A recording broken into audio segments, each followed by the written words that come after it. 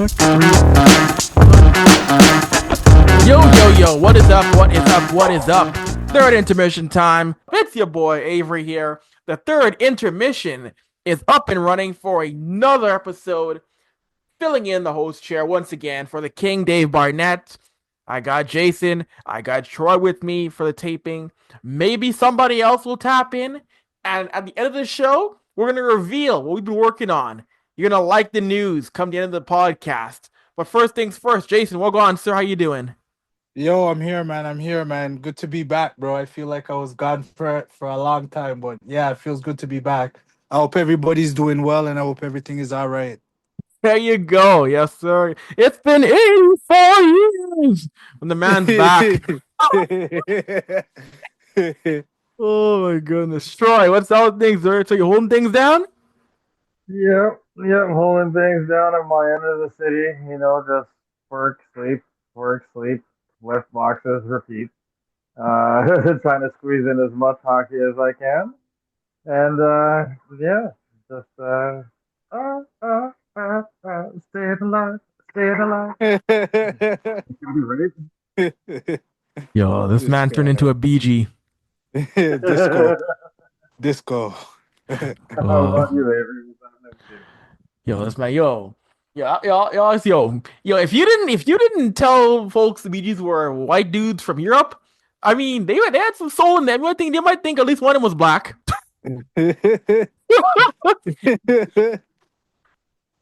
Oh my goodness! But with that being said, third intermission. So the Maple Leafs are rolling once again in the Atlantic Division. This has been their Division 2. It's been them and it's been Florida, like always.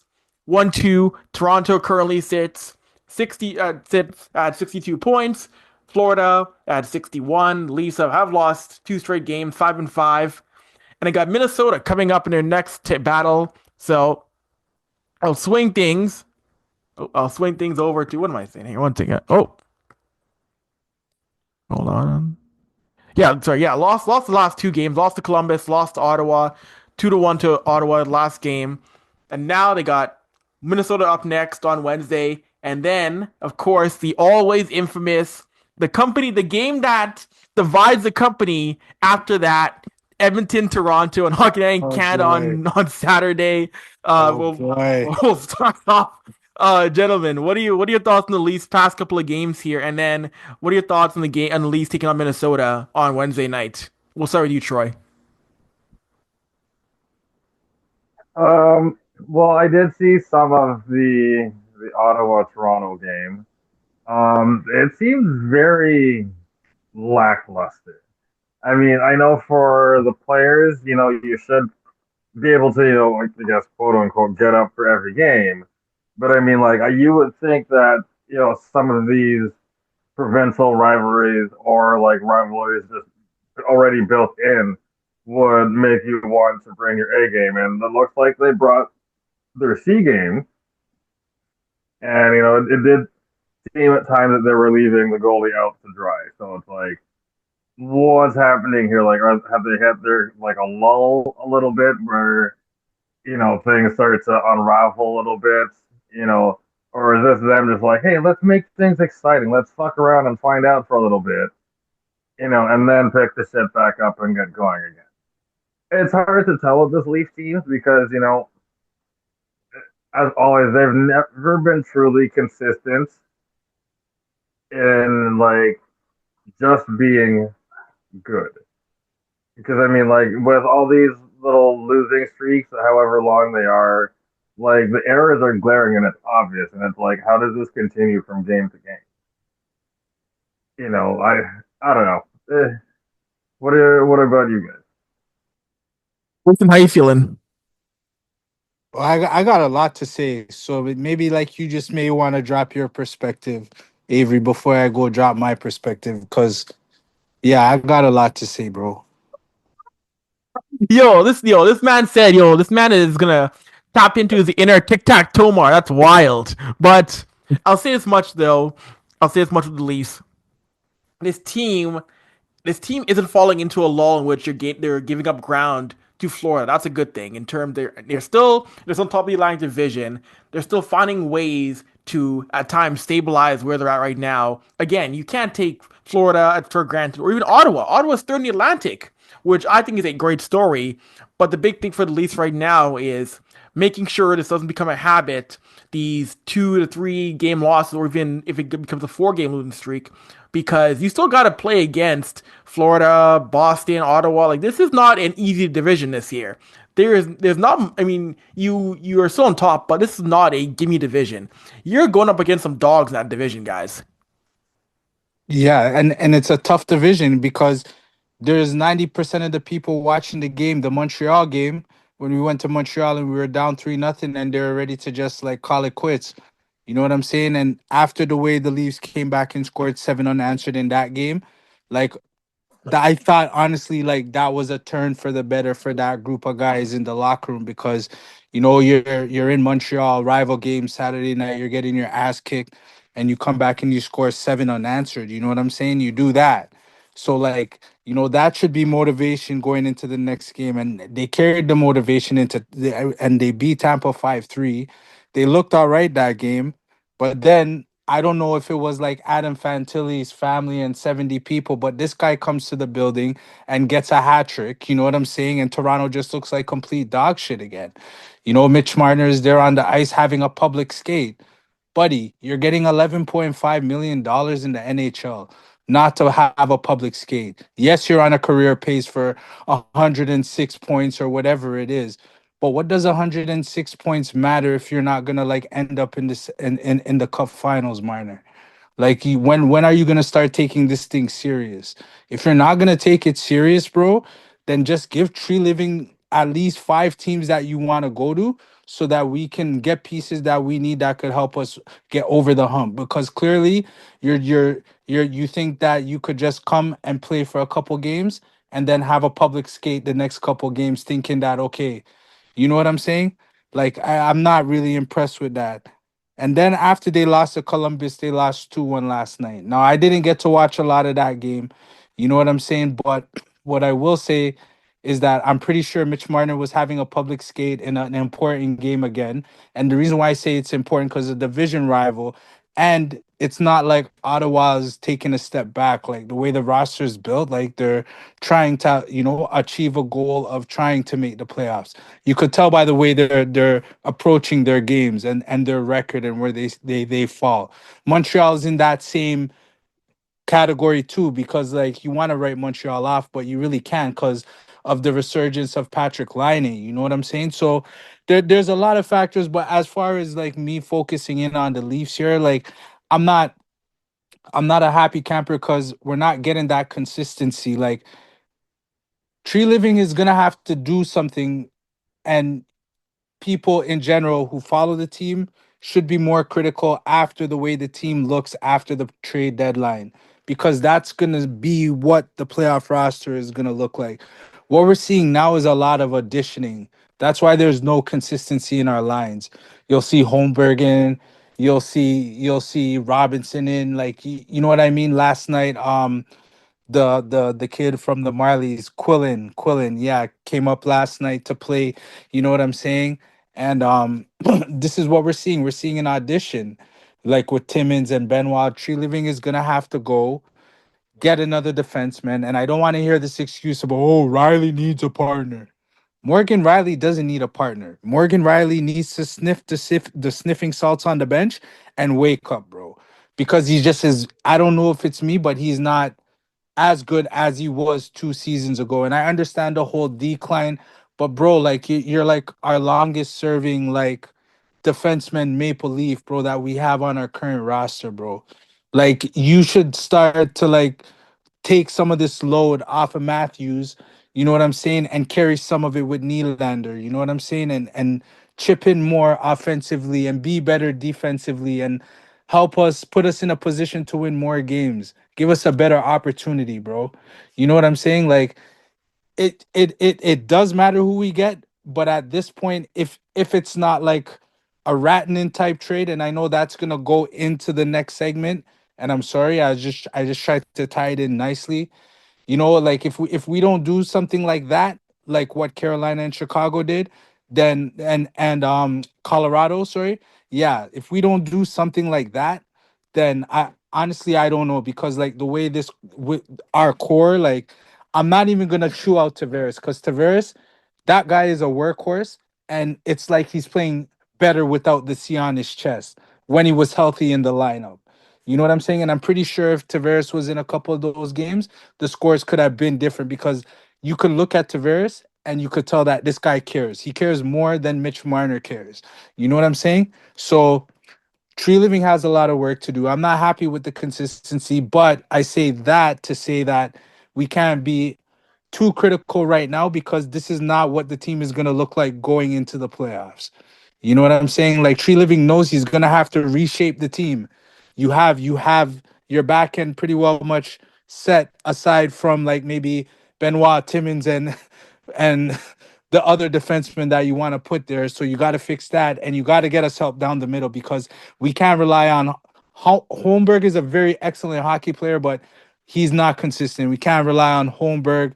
You know what I'm saying? You got to figure out what you're gonna do with your fourth line, if you're gonna add to it, if you're gonna get a Clunin from San Jose, if you're gonna get a Brock Nelson from New York, if you're gonna get a Ryan O'Reilly and reunite with Ryan O'Reilly, if you're gonna just maybe do your shopping in Seattle and get Oleksiak, Yanni Gord, and maybe Brandon Tanev. You know, like you got to figure out, Tree Living, what you're gonna do to shape the identity of this team going into the playoffs. That's the only way we're gonna have success. I'm not worried about the goaltending. I'm more worried about repairing the defense. I'm more worried about shoring up the middle, maybe get some more bottom six scoring. And then I want to see what that roster is going to look like after the deadline. And then that's when you have to become critical of the team. And that's all I have to say about that. One take.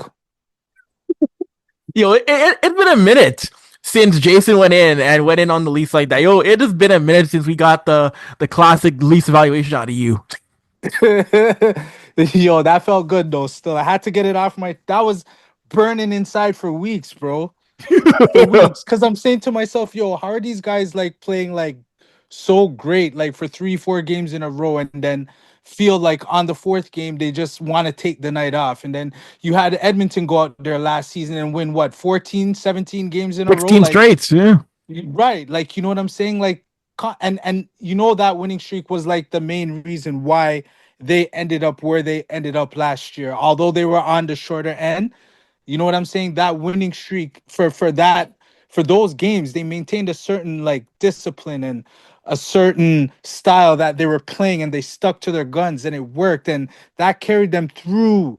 You know what I mean? All the way through to the Stanley Cup Finals. You know what I'm saying? So like, and that's what our team, the Leafs, not your team, Avery, our mine and Troy's team lack, is the consistency. You know what I'm saying? And the mental like stability.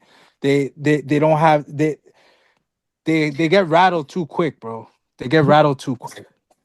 And I Way got Speaking too. of yeah, go ahead, speaking Troy. of consistency, I was looking at the standings today, and I was like, if Florida, because my dad called me, he's like, yo, you look at the standings. He's like, this is weird. And I'm like, what are you talking about? He's like, the Leafs are 1 point up on Florida. But he's like, go look at the divisions everywhere else across the league.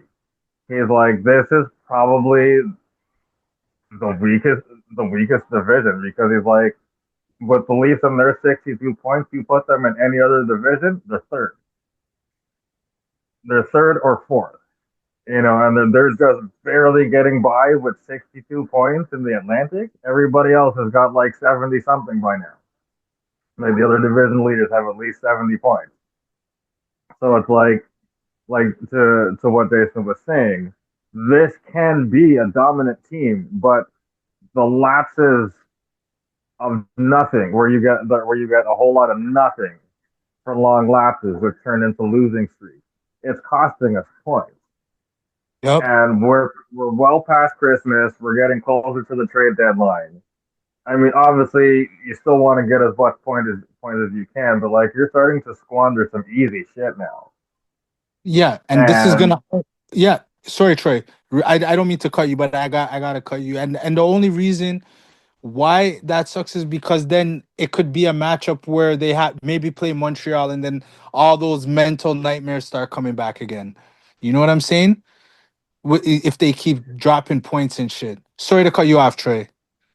No. I think that was a very well said, a very well put interjection. I think that was the right spot for one. Yeah, bro. I was like, yo, bro, I don't want to play Montreal in the first round, bro. I don't know. These guys are not consistent. Yo, bro.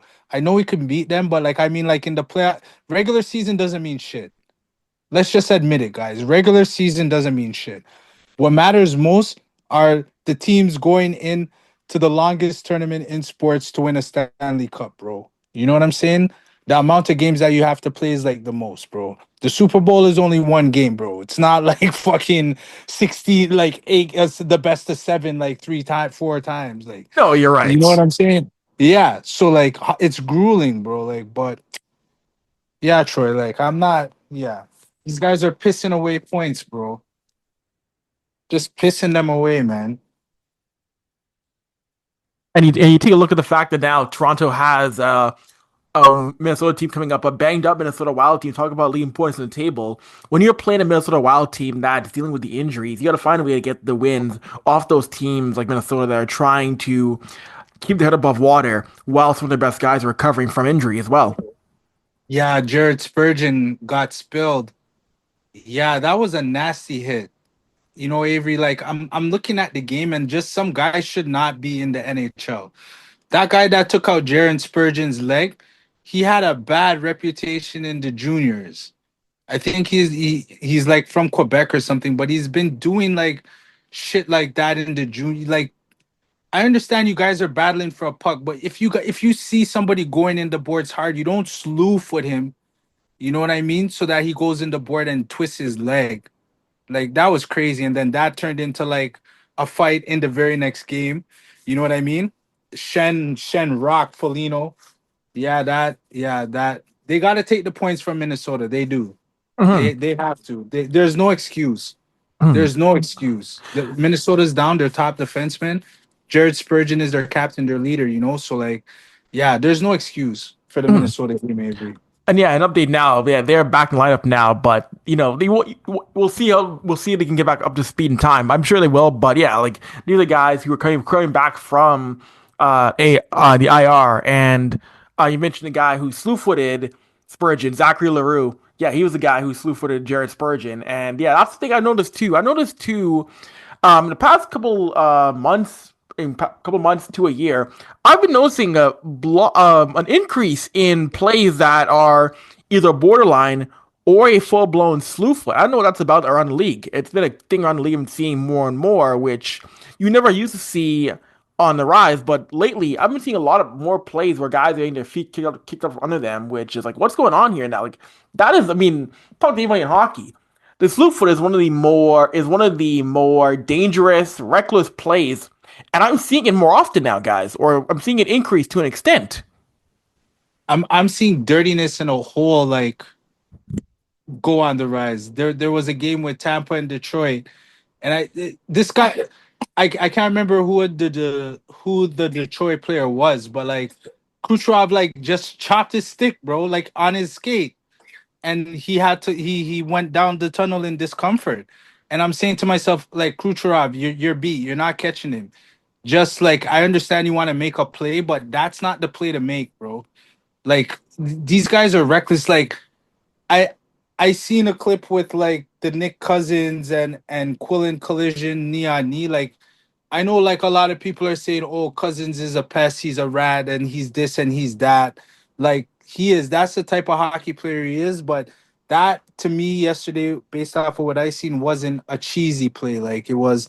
Both players collided, and it just so happened that their knees struck. It wasn't like, okay, I'm gonna hit you and stick out my knee and take you out and end your career. Like, you know, like so the accidental plays are still there, but you're right, Avery. There is like a lot more greasiness going on in the NHL, like as far as the dirty plays, the slew foots, the headshots.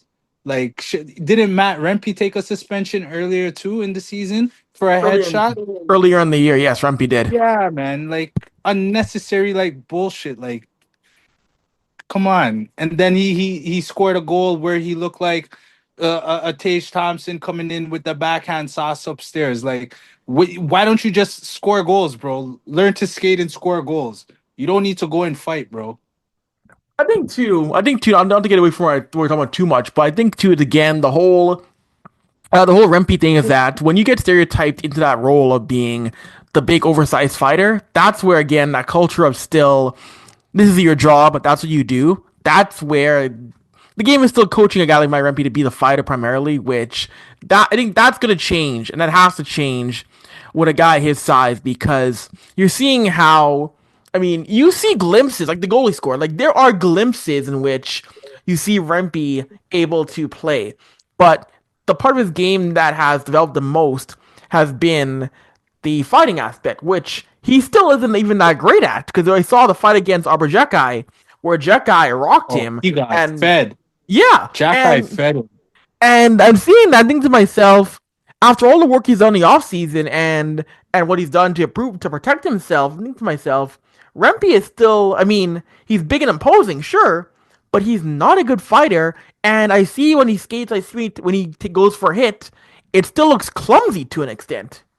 Yeah, he's like one of those like I don't know if I could use the word on the show, but like he's like a cartoon character. Like like how Isaiah Pacheco runs the ball. Like he Yeah. runs like a mad, yeah, like a madman. Like that's how he moves. Like very clumsy. Like he doesn't look like a hockey player. He's just very clumsy. Mm-hmm. Like yeah, like a big Still talking oversized about clumsy hockey player. Rumpelstiltskin? If I remember, yeah, Sorry, Troy. Still talking about Rumpelstiltskin? Rebel, what? Rumpelstiltskin. Yo, it's wild. Rebel, that, Yo, Troy, I miss you, bro. Man that's said outrageous. Rumpelstiltskin. Yo, Troy, where did that come from, bro? That is wow. That's outrageous. That is outrageous. But I stand 10 oh, toes down on that. Anyway, all right. with him, with him, like you guys said, he's a big. What is he like? 6'8", like 200 something odd pounds. Yeah. I mean, like you said, like he's not even really that good at fighting. It's like he's like the one of the actor like your circus freak show almost, where it's like comes like you're the main attraction kind of deal, And it's like you said before, like you guys said just now, and we said during previous things where his name has come up in the news, where it's like you can put your size to much better use. Um, your hands were not made for punching. Maybe it's made for stick handling. Like Jason said, like turn yourself into like a Tage Thompson. Tage Thompson's a big dude, and look at him now. He's gonna be one of those guys that are definitely next up in terms of uh, you know hopefully one of the faces of the league or like household names if he isn't already. You know, um, going back to what started this conversation in terms of dirty hits and dirty plays. Yeah, for some reason that shit is going up, and I have no idea why. It's almost like everyone's lost a few brain cells from something. I have no idea. Maybe they're still reeling from the fact that they got to deal with a big orange baby for 4 more years, and they're just lost in whatever they feel that means for them. Who knows? But this isn't the type of things that we want to see in the game, regardless of what team you cheer for. The league absolutely needs to do a better job in protecting not just the star players, but the players in general. Mm-hmm. Um, Agreed. you know, and I feel like if you if you're on the wrong end of the officiating, you should be able to call that shit out and not have to worry about being fined. Because Yeah. I mean, like, yeah, nobody wants to get shown up, but I mean, like, if it's on tape in 8K that you fucked up, you should have to account for that shit instead of finding the guy who called you out on your shit. Yeah. Yeah. No, you guys are both speaking A lot of truth in what right now just seems like an upside down NHL in certain aspects, in certain ways. Things have been very, very strange. I guess my last point on the whole Rimpy thing, again, what we talked about before, he did score, but my thing is that, and I'm not saying you could always do it, I'm not saying you could always even really do it often, but one thing I remember was that the Buffalo Sabres used to, every so often, put John Scott in the power play. Why? Because how many goalies can look around a guy who's 6'8" in their crease? Yep. And every so often you would see Buffalo score on the power play. That's a thing in which if I'm a team like the New York Rangers, I got a guy 6'8", 6'9". I mean, yes, you're not gonna want him doing too much. So that is why I would honestly say, to Matt, your job is to literally go to the front of the net. No people really can't really move you. People can't really get you out of that spot. Stay there, hold your ground. Maybe you act as a solid screen. Maybe a puck goes in off of you. That's what I would say. Yeah. That would be the move if I was a coach. All right, you're going on PP1, your job, you're the net front presence. You just screen the goalie. We'll try and get the puck to the top, and we're just gonna rip it from the top. Just screen the goalie. Like, you know what I mean? Like, Yep, just stand there and don't move. yeah, that's it. That's it. Yeah, That's and all you have to do. yeah, and again, you can't send off every single power play, but every so often, if you one power play here and there, like that's the thing in which, or if you need that presence in front, you need a screen. Of course, you still need your skill players up front. Of course, on PP1, you still need your skill guys on the power play, but every so often, I would say use it in the vein of when an NFL team throws a pass at the goal line to an offensive tackle, in that aspect in which you don't overuse it, but it's a break in case emergency kind of play or a situation. Yeah, like that makes the most sense. But then I don't know what the Rangers coaching staff is doing, but we'll save that for another topic or another show, bro. Oh, Like, Pierre Laviolette, we'll get into you later because that Rangers team. I mean, I know the Rangers are. That whole Rangers thing needs a whole different segment because that yeah, that it does. franchise is just wild. That team It's is wild. folding. It's folding in front of our eyes, bro. It's legit folding in front of our eyes. Not folding in that way, but like, yeah. They got rid of Kako. Kako's on fire right now. Yeah, He's on but fire right now in Seattle, like legit. He caught fire. Yeah, they got Will Brogdon. Good. Okay, kind of makes up a little bit, but like, oh my, like I yeah. this Rangers team, this is a team. Well, yeah. My last thing I'll say, they were supposed to get back to a conference final again or a cup final this year. They're now fighting and clawing to try and get wild card 2 in the East. That wasn't the plan. No, definitely not, bro. Oh my goodness. Oh my gosh! But going from one big market team, going from one team to the big names to another one, or multiple ones now. So, and what was the shock of the weekend? The Chicago Blackhawks, Carolina Hurricanes, and Colorado Avalanche said, you know what? It's time for a blockbuster move. It's time for some blockbuster trades mid-season, not the trade deadline in January. This is an NFL move. These are things you see in the NBA. These are NBA trades. You don't see big name players dealt before the trade deadline. And I was on commentary calling U Sports Hockey when this broke. So my phone started going ballistic. My phone started going wild in that 3-team deal that sees Mikko Rantanen and Taylor Hall. Rantanen, of course, in Colorado. Hall on the Blackhawks. They're both going to the Carolina Hurricanes.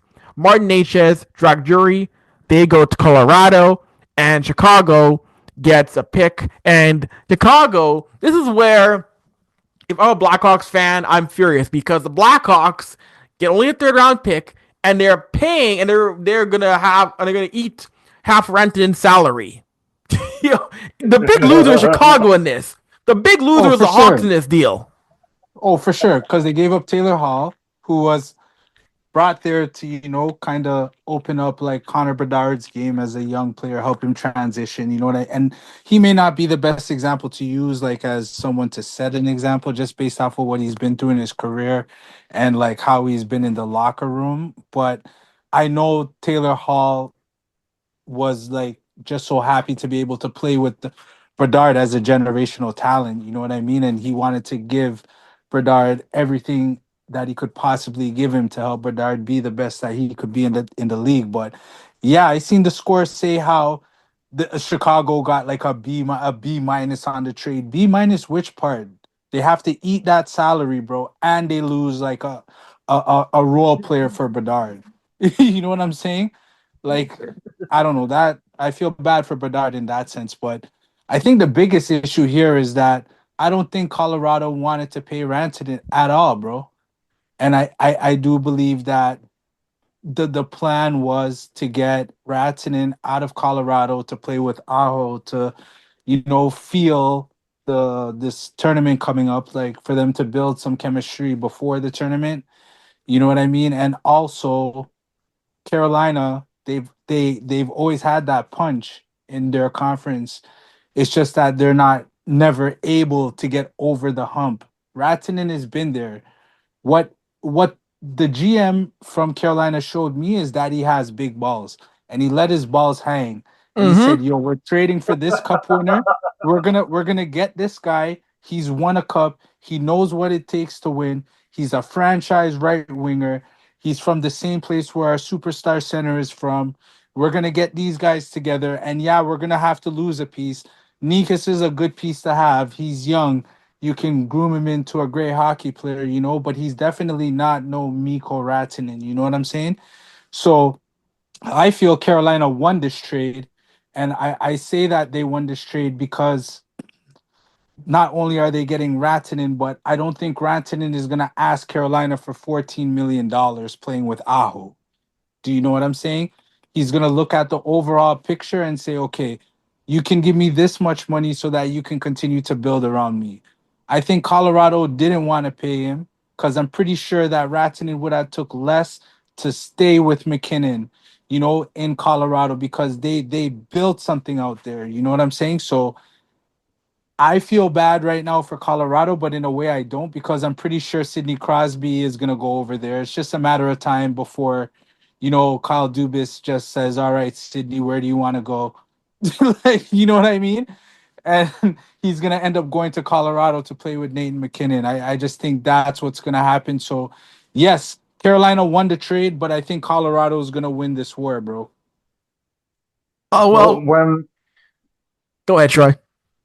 Right. So when based on how the notifications started coming in on my phone, it was Colorado and Carolina were making a trade, and that a third team was involved. And immediately my mind was like, whoever this third team is, they're going to be eating salary.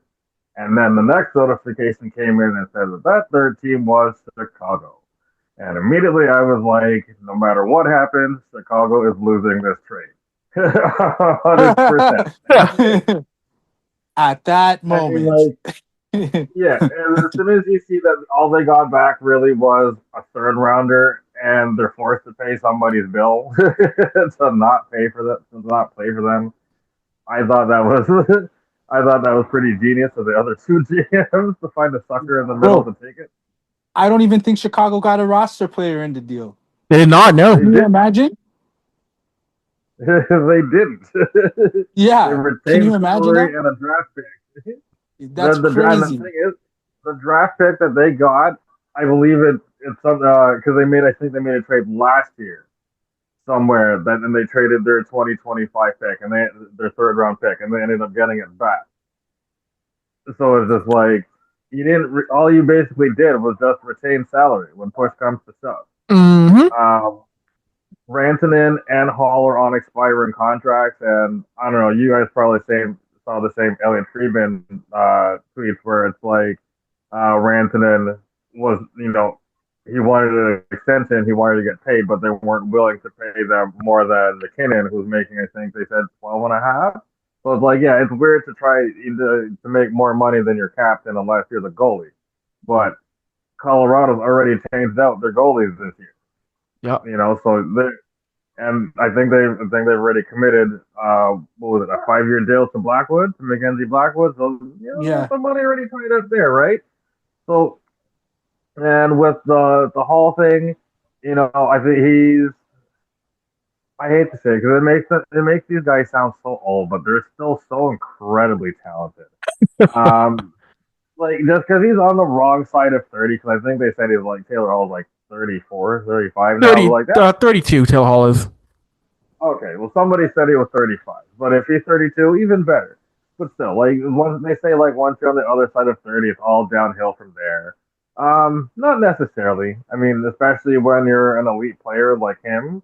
I mean, you just gotta put him in a good situation, and you can see what they were trying to do in Chicago with having somebody more or less mentor Bedard, but like it, I feel like his offense has been hindered, and I don't know if that's because of trying to come back from various injuries or just the quality of players in Chicago is worse than what we're seeing, or a combination of both. But yeah, Chicago definitely lost. Yeah, Chicago definitely lost this deal. Oh, Um, 100%. I think Martin Necas, I don't know how to pronounce his name. I say Um, Nikis. we'll go with hooked on phonic style, so it looks like Necas. So, but I do apologize if it's wrong. I'm not trying to butcher his name on purpose. Um, yeah, he's a great player. Like he's speedy, he's got hands, and I think he'll fit right into Colorado's system. Um, in terms of Rantanen going to Carolina and playing with Aho, I heard that same thing where they were trying to get him acclimated with new line mates for this Four Nations tournament. I think that's a stupid reason to trade somebody. I mean, obviously, if you weren't trying to pay him, I think that's a dumb reason to get rid of somebody. For a 2 week tournament, that's, eh, I don't know, a little weird. But I also heard, that, and I'm sure you guys did too, where Carolina, they were in on two separate deals Mhm. with the Canucks for Peterson and Miller. And then somehow that shit fell apart. And then we ended up with this trade. Do I think Crosby ever leaves and goes to Colorado? No. Um, I mean, even if that were to actually happen, there's no way Pittsburgh wins this trade. Not at all. Colorado, Colorado is not going to give them nothing but salary and picks because there's no way if you're going to go all in like if Colorado's going to go all in like that. Okay, maybe you throw them like the last person on your active roster that you know just isn't getting used, something like that, just to see if the Dubas will bite. But other than that, no, I don't think Crosby's leaving Pittsburgh. No, that's not happening.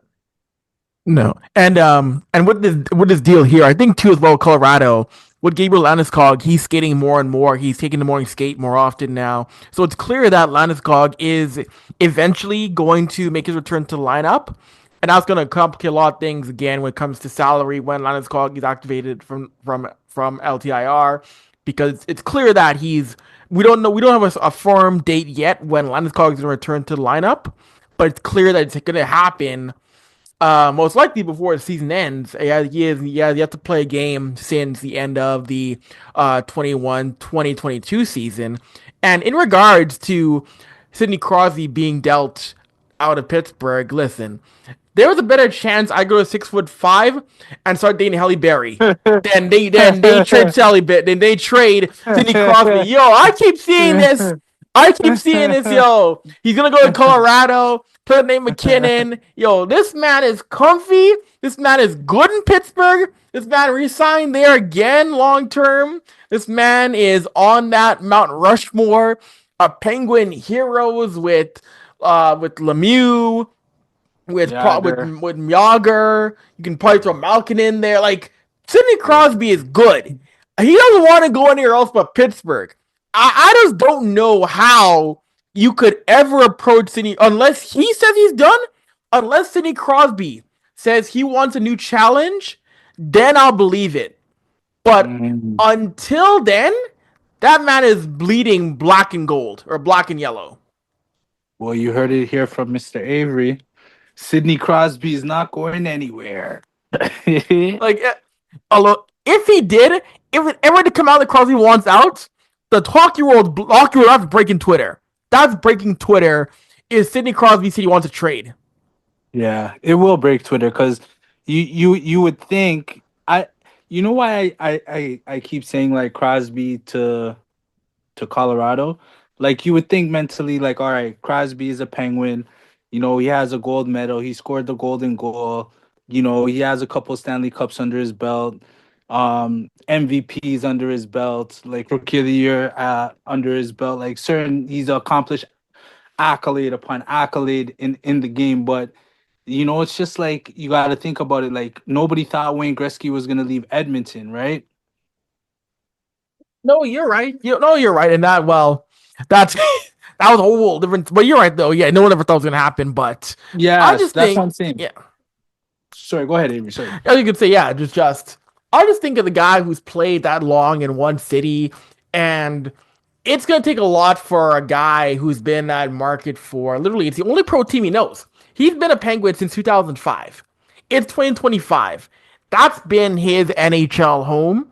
So unless and he's won cups there, like he's won cups there, he's won almost everything there is to win. So unless he really wants one last challenge or wants to test himself one last time, that is where I see him.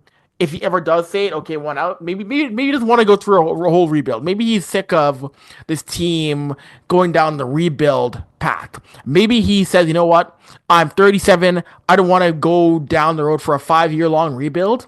Then maybe I could see him doing that. But when you've been in one city for 20 years as a pro athlete, you're comfortable. That's how I see it too. Yeah, no, you're not wrong, bro. You're not wrong. Like it's rare that you see one player play for one city and win and just continue to play for that. Like the next comparison to Crosby would be Ovechkin. You know what I mean? Like if we're Yeah. really looking at it, right? It just doesn't happen that much that often. So I understand that point. But it's still interesting. And it's still good to see that there are GMs out there that's willing to roll the dice and make a move to, try and get over the hump.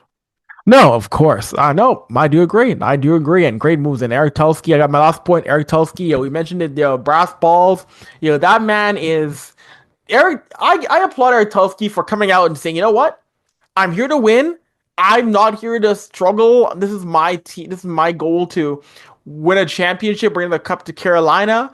He is Stan Marsh from South Park with the big balls, in the wheelbarrow, saying, showing everybody else what's good This in the guy, league. this guy. I remember that episode. I remember that episode where,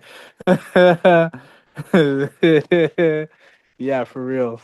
Big up Oh, to GM from Carolina, man. that is him. As we go Great for the trick. great one. As we move on to try to wrap things up here, getting back to our countdown or our look at the quarter century teams for NHL. We finished off last with the Habs. We got a bunch more teams here, a few more teams to get to. We're finally getting through the list, which is again out of order, which still infuriates me to no end why it is not done by era or alphabetical. But nonetheless, next up, the group of teams here for quarter century, Colorado. And Colorado is one of those teams in which we got a lot of right, both teams right. The first team, Peter Forsberg, Nate McKinnon, Joe Sakic, Adam Foote, Cale Makar, Patrick Waugh.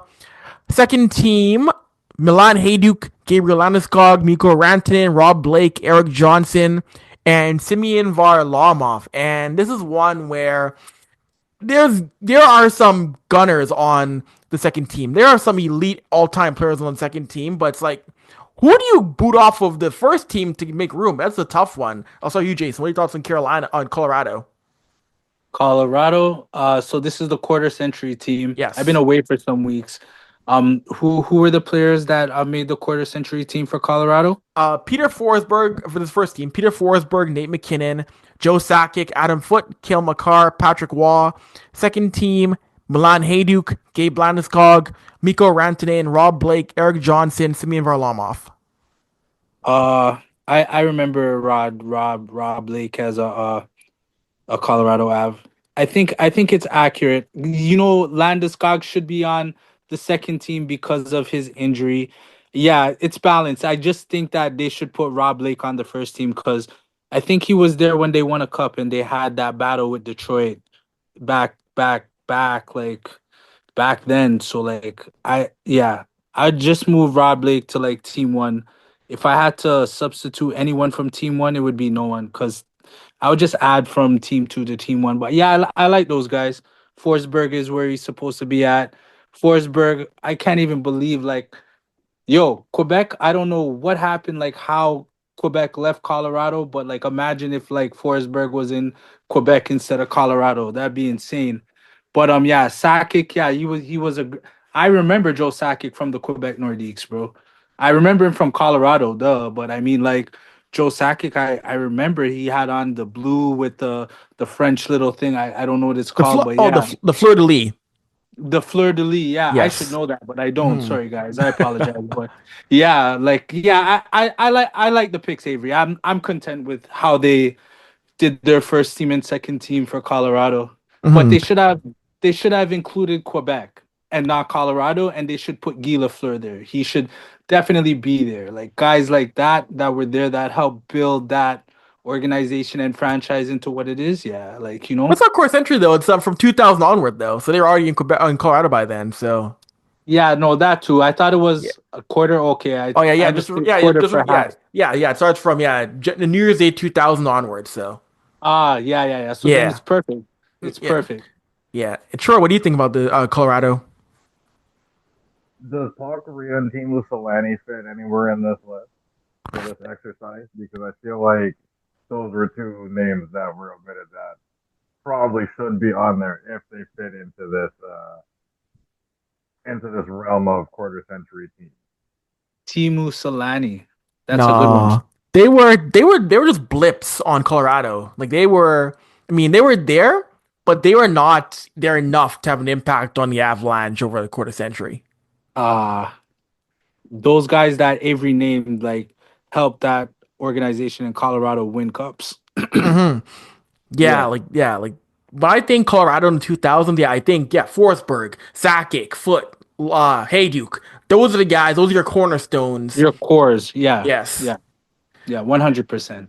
Yeah, those One are the hundred. guys. Yeah, those. I don't Yeah. really have any issues with who's on that team. I think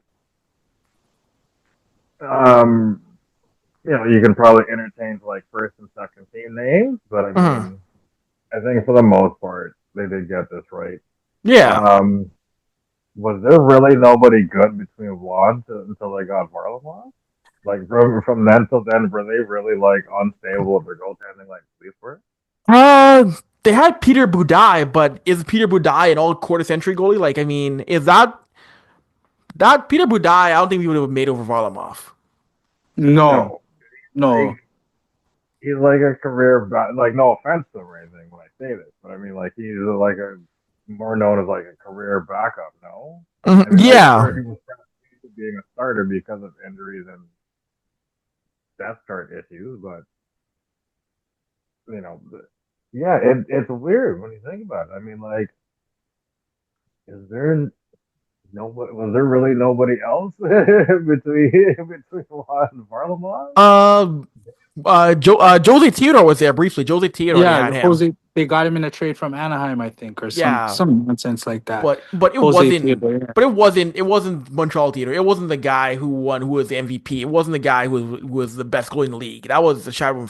He was a shadow of his former self by the time he got to Colorado. He was not elite in that aspect. No. He was only good in.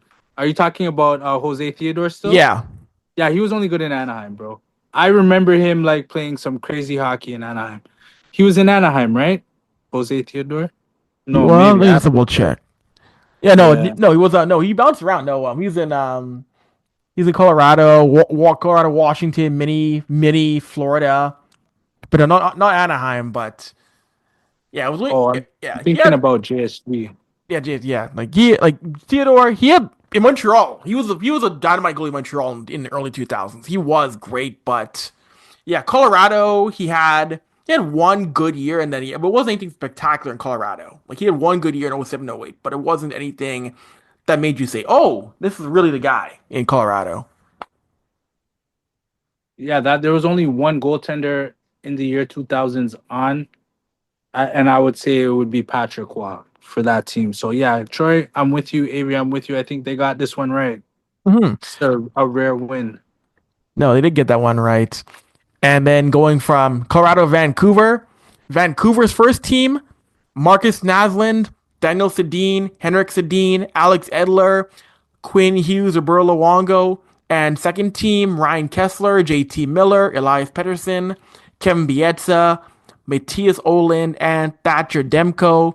So so here's where there's a couple of names I thought might have gotten a look. I thought Dan Kluche might have gotten a look for second team. I mean, Dan Kluche had his ups and downs, but Kluche was a big cog in the first part, early 2000s, getting Vancouver a few few playoff appearances. So I'm surprised Kluche didn't make the second team. And when it comes to the rest of this list, in large part, Vancouver isn't bad, but I might have made an argument for Dan Kluche over Demko, but at the same time, Demko did get a big win as well. So that to me was a bit of a toss up between those two goaltenders for the second team. Longo's Yeah, first team, 100%. There's no yeah, yeah, question in yeah. that one. That's how I know the Canucks. Yeah, before they traded him to Florida. Yeah. Yeah. Lalongo has to be the first team. I like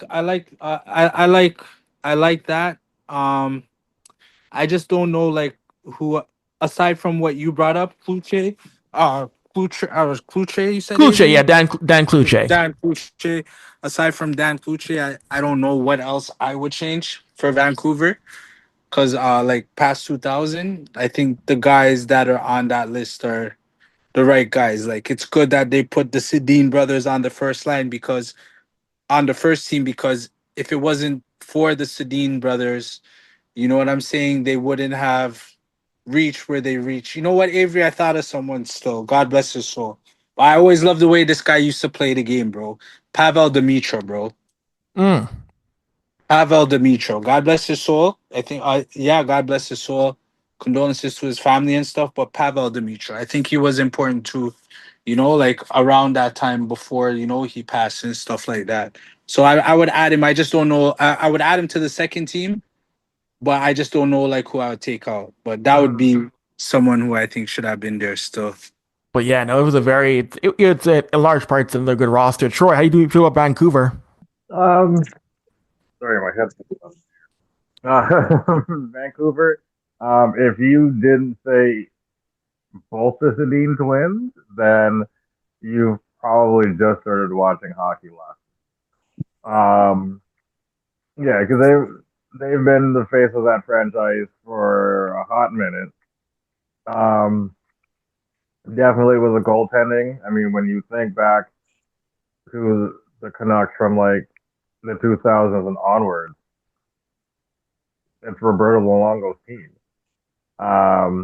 Did Vancouver eventually fuck up the trade in terms of who went first? Yeah, absolutely. But I mean, like, Vancouver doesn't stay as popular or, or do as well without Luongo, for sure.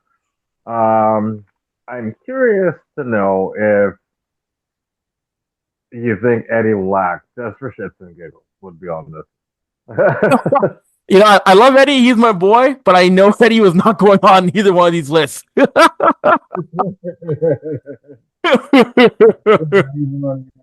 What Longo had to prove. Oh dear, no dear. That's the end of Roberto Luongo in Vancouver. That I'm surprised. That was such a goofy, silly time for Canucks hockey. Between the experiment of John Tortorella as head coach, which was a disaster, between the fact they had a Heritage Classic in BC Place with the roof closed. Such a weird era of Canucks hockey. Those couple of years in the mid 2010s. Oh Yeah. man. And You can't forget that season that Luongo was captain too, like that. And then they're just like, okay, fine, you can't really. They're like, no, goalies can't wear this team. It's like, why he's not? He's clearly the best player on the team. Hmm. Just That's have it. an old rule back from the 40s. That goes back to when the Habs had a captain goalie, Bill Durnan, who used to always argue calls as the goalie. So dead serious. I remember. Yeah, so the NHL said, all right, enough of this. Enough. Yeah, they say, whatever they said back in the 40s, oh, golly shucks, yay, see here, oh, what is in the 40s, all those weird, outdated terms, golly gee, shucks, bonkers, golly, or whatever. We can't, this guy is a goalie, as a captain anymore. So, but yeah, like, that was the thing, is he used to argue calls and delay games, leaving his crease every single time things didn't go his way. So, I for those who, mean, I mean, he does see as a goalie, you do see a lot of things that happen, right? So I mean, I think he'd be justified in that. Why not? with the sport becoming a TV product, no network is gonna. I'm sure networks have an input on that as well too. Like, no, we're not having to give the game stopped every 5 seconds because the goalie wants to argue. No. Oh my gosh! If they actually made the goalies serve their own penalties, That'd be crazy, bro. sitting in the box with all your gear on. I mean, hey, that was a thing. Goalies used to sit in the penalty box. Yeah, Vancouver to New Jersey. New Jersey, their first and second team. New Jersey, Patrick Elias, Jack Hughes, Zach Parise, Scott Niedermayer, Scott Stevens, Marty Brodeur, and second team, Scott Gomez, Jamie Langenbrunner, Travis Sajak, Andy Green, Brian Rafalski, Corey Schneider, and I'm not surprised whatsoever that the bulk of this team is made up of the guys who won the cups in the 2000s. That you see a couple of guys sneaking in there from the more modern era of guys like Sajak, Schneider, Hughes. But I am not surprised whatsoever. This is pretty much a 2000 only team in large part. Yeah. Yeah, but they were really good though in the 2000s though. Mm-hmm. Guys like Scott Stevens, bro, you never wanted to skate in the middle of the ice when that guy was there on the back end. You don't remember? Now, granted, all them hits are CTE guaranteed now. Yeah, yes. Your Scott Stevens was a machine, and did you say Niedermeyer too? Yep, Scott Niedermayer. Yeah. Yeah, former gold medalist. Yeah, he's supposed to be there too. Yeah, Martin Iliash, I remember that guy. You know, is this the NHL coming out with this list? Yeah, yeah, the NHL's list. They're actually pretty good with the first team, and even the second team's like they're not far off. Like it's not like lopsided. Like so, out of all the names you're reading so far, like they should be there. You know what I mean? Some are debatable, but I mean like it's pretty accurate. Like they actually took their time to put out a proper list and they thought about it. They didn't just rush it out. Like they took time in this, which is a good sign for hopefully good things to come. So it's a combination of league staff, alumni, and media who got involved in crafting the list for all the teams. Yeah, this list is pretty good. I don't know. How do you feel about these lists so far, Troy? I think for the most part, they're all right. There's no real gleaming omissions. There might be some questionable selections, but this is. I don't take these things too seriously because it's just something fun they want people to talk about. It also makes me wonder: is this a distraction tactic from something? Like Gary Bettman getting fired from the NHL? Well, he's not getting fired. He's retiring. Oh, okay. Well, yeah, but like Gary Bettman retiring from the NHL. I mean, the sooner probably the better. But I mean, I think he still got 2 more years on his thing. So So there's no firm timeline yet, but yeah, it sounds like 2 to 3 years. The league knows that they're gonna. I know from now they're gonna start vetting names or looking at names in terms of who will be the next commissioner in the NHL. And I mean, it would be nice to see the league go and get radical. But with the current board of governors, like It's not changing. They're not gonna actually bring in someone who's going to shake things up. The league knows what they want to do. They know how they want to do it. So they're gonna bring in somebody who was similar, probably younger than Bettman, but similar views in my mind in terms of certain things in the game. Well, I just hope whoever it is, they actually try and fix the league and they clean out the player safety department. They just do a complete overhaul of the player safety department. Because that definitely needs to be cleaned up. And Mm-hmm. then after they clean up that department, they can start cleaning up the officiating. Speaking of officials, I seen an official the other night. Like, I think the officials need to be more exciting. Did you catch the clip I posted in our chat with the ref where he sent the guys to the box for fighting, but he didn't say fighting. He said so and so 2 5-minute penalties, 5 minutes for chucking the knucks. Like, yo, I thought that was the greatest shit ever, bro. Which ref is gonna say that? Like, you know what I mean? It just gives the game a different dynamic too. You know, it's not so Bob going to the box, 2 minutes, high sticking. Like, come on, bro, make it fun. Doesn't have to be serious all the time. No, I hear But you. yeah, Oh, and Troy, yeah, look at your thoughts, Troy. Troy, what are your thoughts on the New Jersey list? Um, Pretty straightforward. Yeah, they did pick pretty much the entire roster. this guy, this guy. But that was there was nobody else. They didn't need to change that team. So I mean, it is what it is, really. No. Uh, yeah, like if you know anything about hockey, you're probably picking the exact same guys anyway. So I mean, there's no conversation to be had about No, New Jersey. exactly. And yeah, well, y'all, if you thought New Jersey was big for that, you're gonna love Detroit's. Detroit's first team and second team goes as such: Pavel Datsyuk, Steve Eisenman, Henrik Zetterberg, Nicholas Kronwall, Nicholas Lindstrom, Chris Osgood. Second team: Sergei Fedorov, Dylan Larkin, Brendan Shanahan, Chris Chelios, Brian Rafalski, Dominic Hasek. The one guy not from that era of the Hall of Fame era, dominant Detroit teams that won cups in the 2000s is Dylan Larkin. We got to put at least one guy in from the modern times here. Here's Dylan Larkin. Yeah, why do they have Fedorov on team two? Did you Because see the names on team one? I I would think put him that's. on team. I get it. I mean, Fedorov's peak was in the 90s more than the 2000s. Like Ah, Zetterberg, Datsuk, they did Zetterberg and Datsuk and Eisenman. Like they were much. They had their peaks are much longer in Detroit in the 2000s. Fedorov, because Fedorov was also went to Columbus, Anaheim. The peak was in the yeah, 90s for Fedorov. But yeah, yeah, no, yeah, I yeah. get it. Yeah, no. You're right. Based off of that statement there, because yeah, he did take off in the '90s. I just thought he would have been on the first team because of Sergei Fedorov.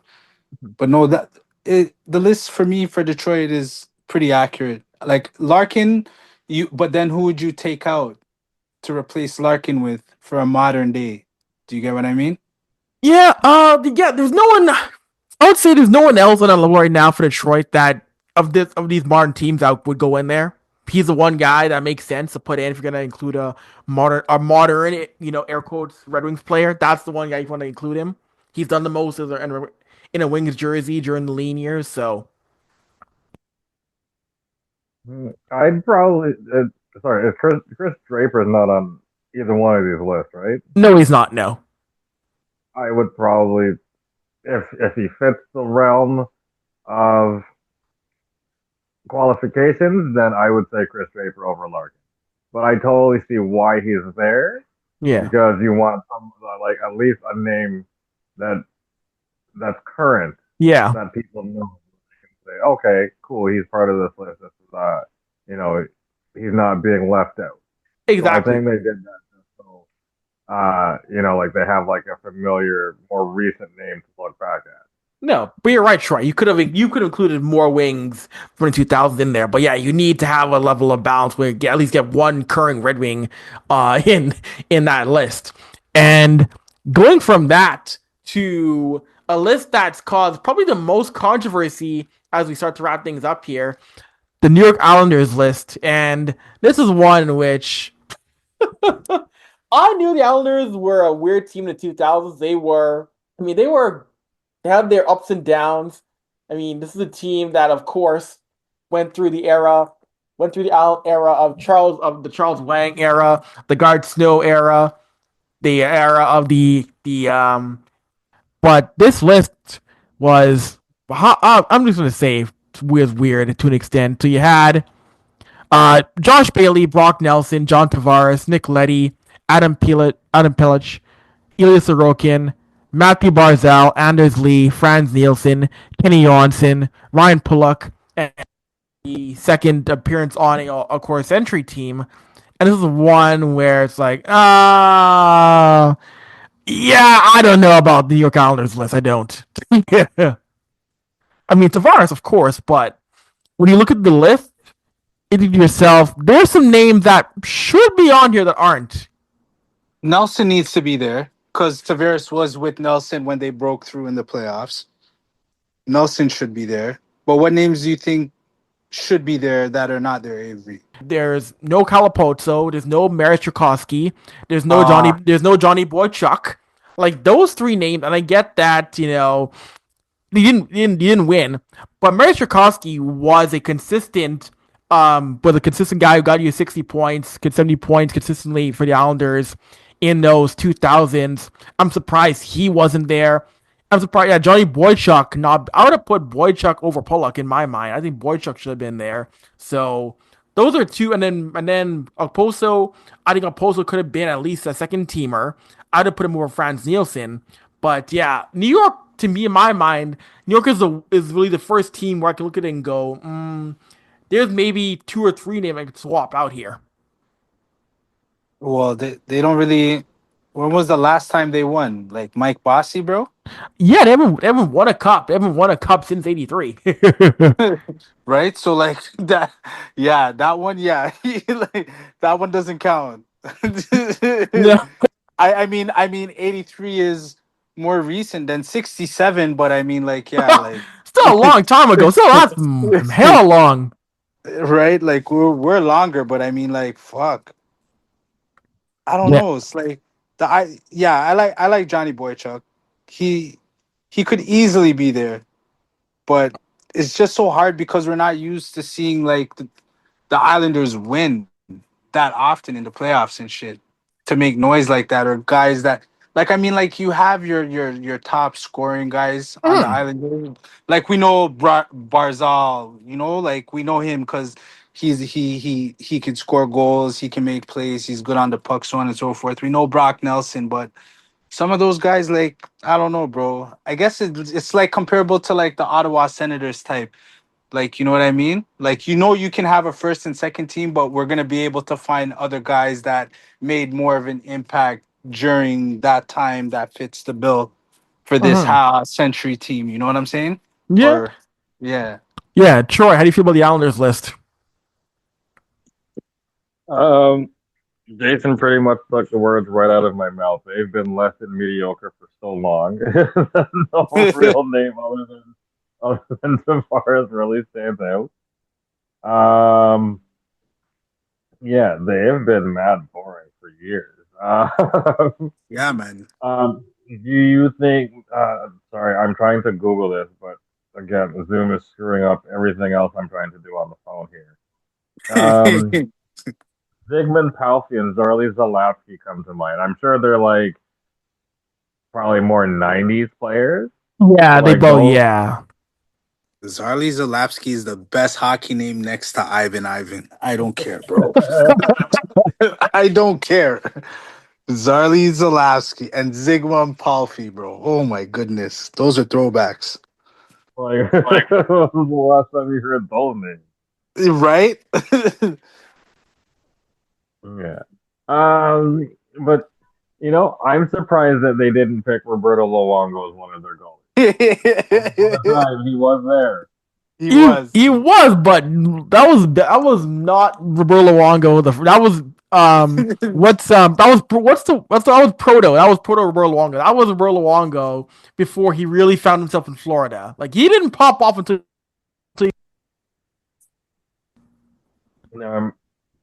Imagine if Toronto had kept that pick Oh my and not goodness. not Wendell Clark. That's Islanders management. That is, I mean, that is the era. There have been books and features written about the Islanders and how that team operated in the '90s and early 2000s, and people have broken down how Mike Milbury couldn't manage a McDonald's at 3 a.m. like that. This guy, Mike Milbury. Yeah, I liked him for his passion, but he was terrible when it came to coaching, bro. No, like the front office, like running a hockey team was not his thing. That was not his forte. That was not his forte. It Mm-mm, wasn't. mm-mm, mm-mm. Oh my goodness! And running as we're almost near the end here for our last check in on the list of the teams. So two more to go. We mentioned them before. Ottawa. So Ottawa's list. Oh, You're cutting out, Avery. hang on one second, Mike. Hang on, I got a mic issue here. Hang on, one sec. Okay, can you hear me now? Yeah, you're Okay, clean now. cool. Yeah, so Ottawa. So for the Senators, their team, Danny Alfredson, Danny Heatley, Jason Spezza, Eric Carlson, Wade Redden, Craig Anderson, and the second team, Marian Hossa, Mark Stone, Brady Kachuk, Zdeno Chara, Chris Phillips, and Patrick Lalime. Now, this is a list in which that first team, yeah, I got no beef with the first team. That was your team in which you went to the Cup final, and the second team of Hossa, Stone, Kachuk. I think that's fine where they are. I mean, if if the Senators turn things around, and in a few years you do another 25-year list, maybe you can add on like a Chuck, or you can add on a Brady Kachuk. But as of right now, I think this is a pretty fair list in my mind. What do you think about it, Jason? Yeah, no, the list is legit. Like Wade Redden, I think you said Jason Speda. Did Yes. You said Alfredson, like you said guys, Carlson, like Yeah. the list is where it's supposed to be. The list is where it's supposed to be, bro. Hmm. It's where it's supposed to be. Yeah. Troy, how you feeling about it? Same. It's where it's supposed to be. No names were missed. Uh, all the names that are there should be there.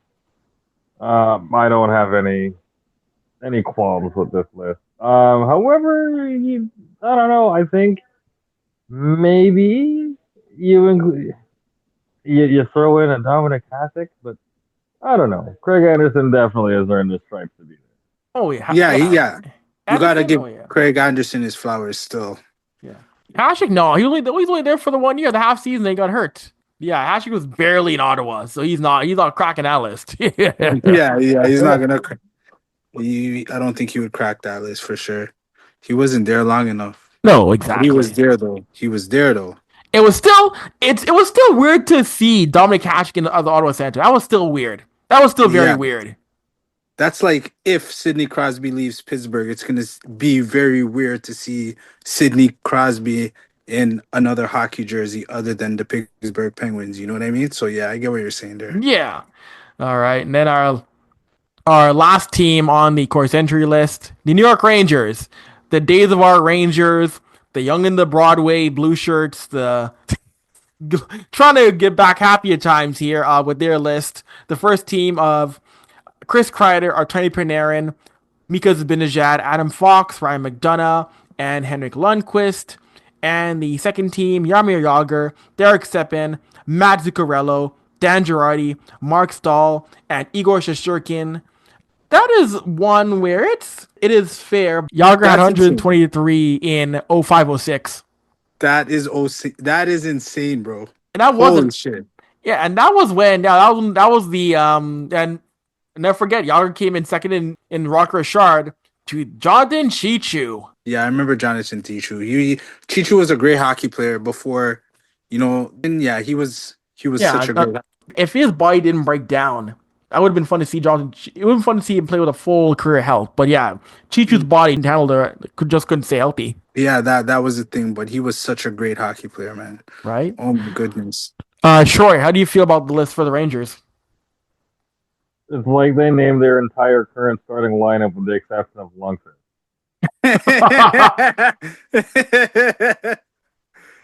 No Because choice. as he's reading out the first team, I'm like, this is the starting lineup for this current team. What do you mean? Oh, Um, yeah, I have no issues with the names. Um,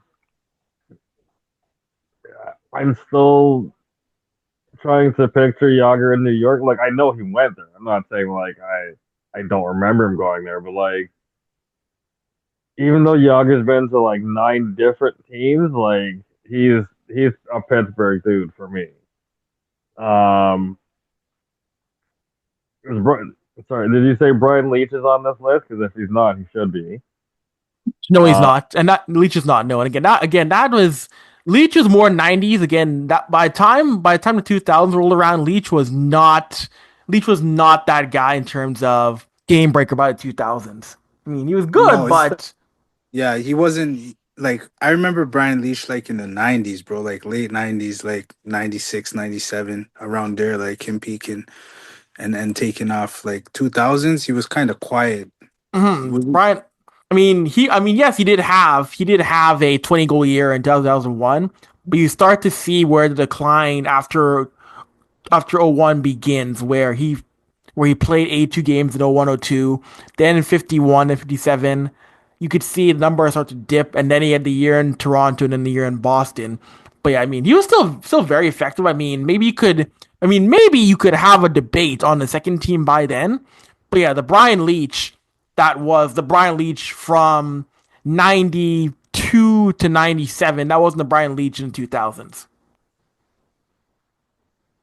yeah. In terms of their goaltending, Lundqvist and who? Lundqvist and who is it? I just had a second here. It was Lundqvist and Igor Shesterkin. Like, that's the slam dunk. Shesterkin and Lundqvist. yeah. I mean, why not Jonathan Quick too? I mean, I know he's just been there for like a refill on his coffee, but like No, no, I in the same time he's been there. I mean, Troy, I he's would. There's a bigger case for Mike Richter than Jonathan Quick, and Mike Richter again was a Mike guy to which the Richter, yeah. 2000s weren't. And again, Holy Richter was more 90s. yeah. Steven Valiquette. See, man, I know you're gonna end this show where you're talking about Val killing on core century teams. Get that, all right, man. Yo, Rick. Even though Rick was on the climb by then, there's more. You people would throw Richter on before Valcetta before Quick. Even though Richter didn't play that much even though Richter wasn't that great by that time period. Yo, this man said Steven Valcett. Yo, anyway, John Van John Van Beesbrook. John. John Van All right, Beesbrook. man. Hey, John Van Beesbrook. yo, that man can Yeah. yo. Before I get myself canceled, yo, that man can go, yo. There's some words I ain't gonna say out here about that man. So let me So yo you got Avery end mad this now, show now bro. before I get this show lock off. Eh? If there's one Yo, thing, Avery's if there's mad. one thing If positive that we can say about John Van Beesbrook is that he's the answer to a Jeopardy sports question. Uh-oh. Um, he is the only player to have all 5 vowels in his last name. And Van I Bees. learned that while playing Jeopardy Jeopardy on the old Sega Genesis. That was the question. Which hockey player Yes. has all the vowels in their name? Yep. Yeah, the only athlete to have all 5 vowels in his last name, and it was John Van Beesbrook. AEIONU. That's You, I guess they're crazy. not counting Y. you know what? You know what else? You know what else? Associates with Van Niesbroek or has evolved with Van Niesbroek? The letters Uh-oh. R. The letters RACIST. What does that spell? Hulk Hogan. Oh man. This guy. Well, this show went off the rails. Oh, but Man. and before we wrap things up here, we have been teasing it. We've been teasing it for a few weeks now in terms of what's happening with the third intermission in the coming weeks. So, ladies and gentlemen, fam folks from all backgrounds, creeds, wherever you are, for the first time ever, the third intermission on February 26th at STACKT Market, 6 to 9:30 p.m. We are doing a live show. Third intermission live, y'all. That's right. A live show. We're going to have guests. You can come meet the host. We're going to do panels, talk. It's going to be interactive. We're going to be celebrating Black hockey, Black culture in Toronto. The first for us. We're excited. And so we're going to post the link on the episode for tickets in the description on the podcast platform. You go get your tickets, $25. Come down, come have fun. It's going to be a ball. Yeah, man. Make sure you guys come out, come support, come chop it up with us, come meet us, and talk some puck, man, and have a good time, man. Yes, it's going to be, and we're going to reveal, in the coming days and weeks, we're going to reveal our guests. People are going to show up. And yeah, we're excited. We've been planning this show for a while now in terms of execution, trying to get everything ready. We're excited. We're excited to do our first show in front of a crowd. Like, that is a thing that I've wanted to do. We discussed doing this for quite some time now. The idea of a show with an audience, and I think it's gonna be fun. Will it be out of pocket? I mean, to an extent, yes. We're not gonna go all out of pocket. We're not gonna go too far out of pocket. There's gonna be kids there in the crowd, but This guy. Yeah, we have to be on our best behavior still. yeah, no, I'm excited for that. Before we sign off, any final thoughts, guys? Any last words? Just make sure you guys are drinking your water out there, man. Yes. And minding your business. Yeah. That too. Too many Mako and them lately out here in these streets.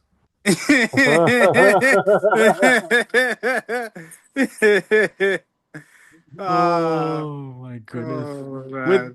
With that being said, thank you for letting us grace the space in between your head tops. We are out. Until next week, deuces.